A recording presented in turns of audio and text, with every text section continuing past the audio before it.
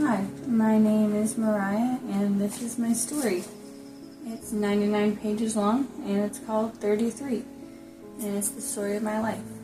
I was recently diagnosed with bipolar disorder, and now I lost almost all of my friends and family, and I'm living in a really dangerous place, and I want to get out.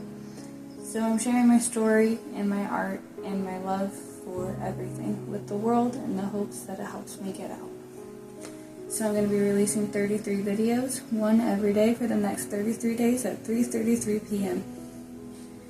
This is going to be episode 1. I'm going to read off my script, and then I'm going to edit some other things in here and post it today at 3:33, and then I'll see you tomorrow for the next one. So here it is, 33 by Mariah Co. And here's episode 1. Episode 1, my relationship with my mom. Theme, my relationship with my mom, year, age 1, 1994.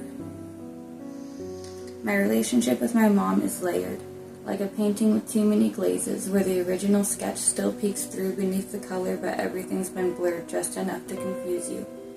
She was one of 7 girls, and 1 brother.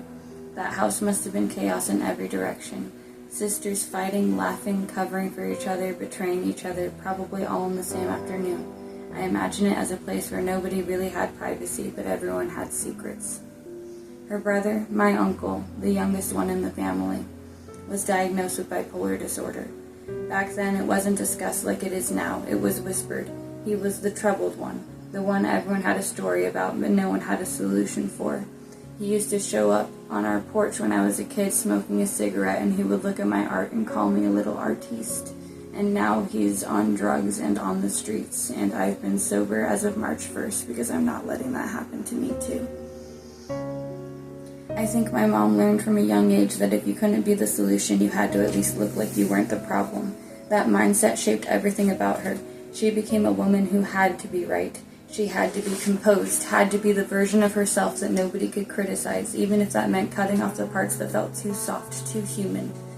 When I was a baby, I think she tried her best. I really do. She sang to me, she gave me structure, she made sure I was clean and fed and presentable. But the emotional space, the room to be messy, loud, or even just confusing, wasn't really available. I was born sensitive. The kind of kid who cried if someone looked at me wrong, who noticed tension in a room before anyone else had even registered it. I think I overwhelmed her. I actually have a photo of that I can show you. Here's a collection of some things I have on my wall, and this is me and my mom when I was a kid. She is clearly overwhelmed by that little girl. There's a memory that's not even a memory, more like a shape I carry.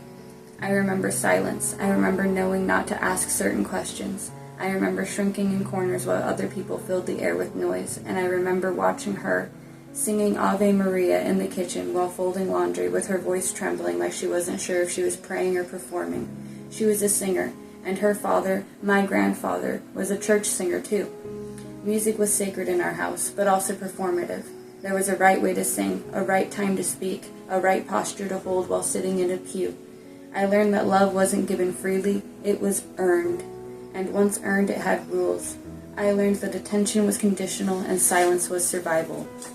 That's when I started writing, before I could even spell, just marks on paper, trying to give myself permission to exist. I learned how to write at a very young age. I think I was writing my complicated name at 3 or 4 years old. I have impressive art, impressive writing from very, very, very young ages because it's all I had to turn to. Now that I'm older, the dynamic has shifted. I talk a lot. I fill space with words because I wasn't allowed to when I needed to. And now I think she doesn't always know what to do with me. I'm loud, opinionated, fiercely introspective. I name things that make people uncomfortable, and she's still trying to stay composed to keep it all together.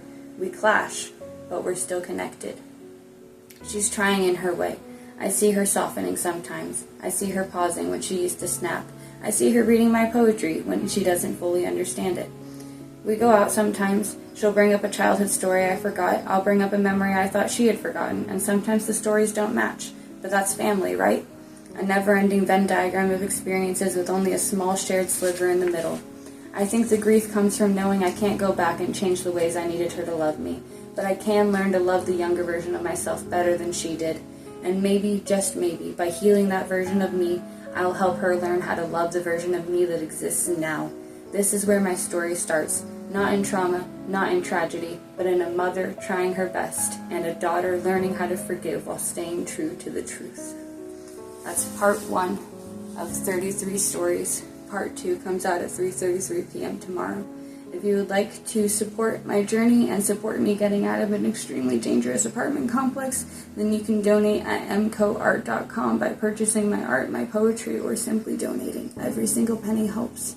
I'll see you tomorrow at 3:33.